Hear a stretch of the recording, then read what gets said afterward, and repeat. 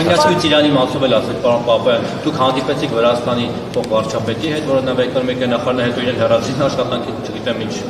եղավ իրենց մոտ, եւ ասացիք, որ Ծիրանի խնդիրը լուծվել է նաեւ կոնյակի մասով։ Թեպետ էլի ազդակներ կան, որ որոշակի խնդիրներ կան, կուտակումներ կան։ Խնդրում եմ ասել, վրացի ձեր գործընկերները բարձրաբանել են, որ խնդիրը ինչու են իրենք խոչընդոտ հարուցում մեզ համար, մեր արտահանողների եւ ռուսական մասից բարձրաբանում ունեք եւ այս բանի ամբողջությամբ խնդիրը լուծված է, թե դա կուտակումներ կան։ Տեսեք, ուրեմն Ծիրանի մասով այս պահին երեկվա դրությամբ 626 մեքենա միայն հունիս ամսին Ռուսաստանի Դաշնություն հասել է, 363-ը ճանապարհին են, օրինակ միայն 69-ը 3 է դուրս եկել, 70 քանիսը դրանից առաջ, իսկ դրանք ակնհայտորեն անգամ չեն էլ հասել։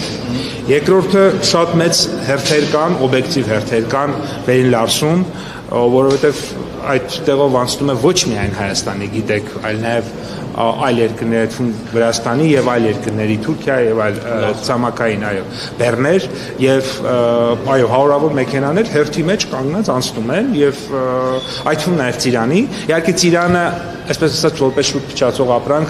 ունի արտահերթության իրավունք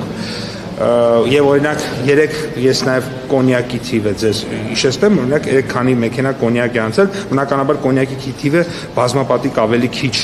պետք է լինի, շատ պարզ պատճառով, որովհետեւ կոնյակը չի համարվում շուտ փչացող ապրանք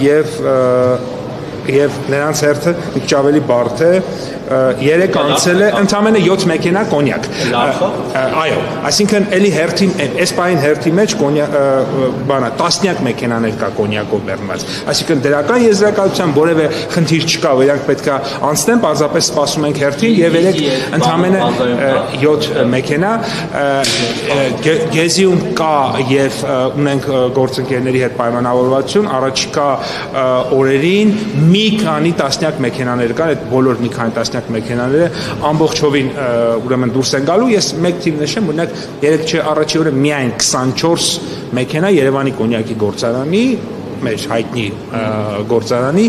մեքենա դուրս է եկել եւ ճանապարհվել է դեպի Ռուսաստան։